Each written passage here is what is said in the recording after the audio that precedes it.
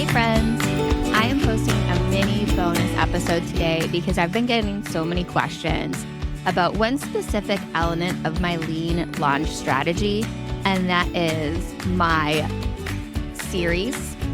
content series to time-sensitive lead magnet framework. So, did you see my eyes go blah? Because I'm completely winging this episode. But I wanted to do a podcast episode because, well, I got asked in a few communities to answer this question, just to expand on it a little bit. And then I did my lean marketing strategy masterclass a couple days ago, and there were questions about it. So here I am. Let's talk it through. It won't be crazy long. It's not that difficult. All right. So this is what I do with my core content. And as a reminder for anybody who doesn't know what core content is, it is a specific medium of your content. So a podcast, a live stream show, a webinar series. So you want to produce it in series of 3 to 5 episodes that are within the same umbrella of topic. So what this does is a couple things. It gets people really entrenched in the topic in bite-sized nibbles and learning bits. So they get to learn a little bit about event marketing, for example, over the course of 3 to 5 episodes and dive really deep into it.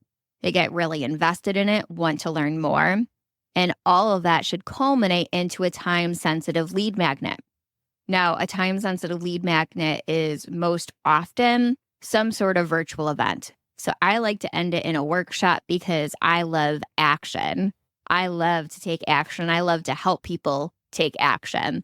So all of mine are very hands-on workshops that I culminate with. So you just learned about event marketing for 5 episodes. Now we're going to do a workshop where we launch your first virtual event. That's an example.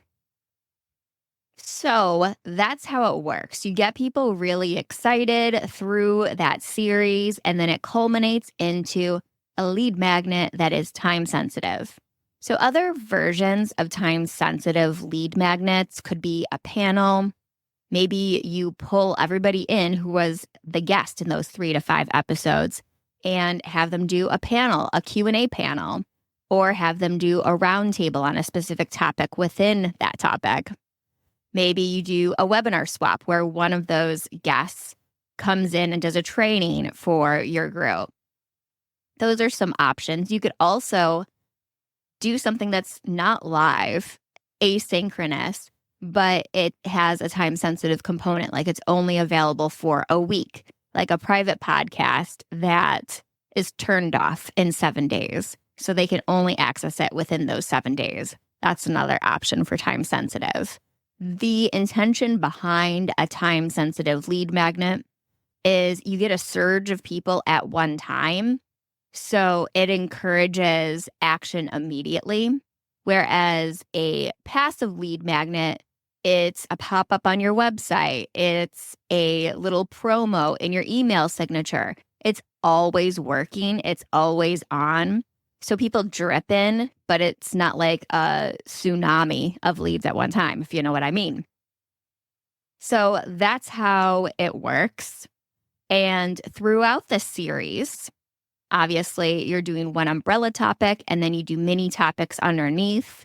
So it's almost like a hub and spoke model, if you're familiar with SEO. But in each of those episodes, you want to promote that lead magnet that's happening at the end. Get people excited about it. It should be mentioned in every single episode. You should have an ad leading to it within your episode, whatever it happens to be. It could be a podcast because I'm using terminology associated with podcasts, but it could be webinars. It could be live events. It could be blog posts, whatever it happens to be. And that will get people really excited, and there's no way that they didn't hear about this thing that's happening. So everybody who consumed that series is likely to sign up for that time-sensitive lead magnet.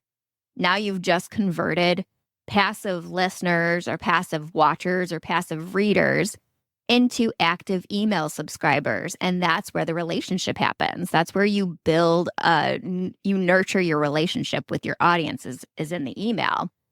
So that's that. It's a super mini episode, but I've been getting this question a lot and I wanted to share it with you. And it's just nice that I can reference this podcast episode now.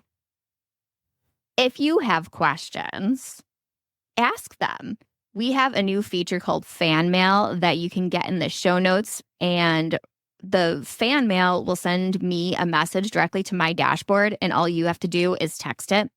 I don't have your name or information or anything when you text me a question or a comment, but I do have it in the dashboard, so I get your feedback and I'm able to answer your questions. So if you have any questions that come up as you're listening to my podcast, you're watching my shows, anything, you're consuming my content in any capacity, send me a fan mail and I'll answer your questions because I love doing that and I'm happy to help. Thank you and enjoy this bonus episode.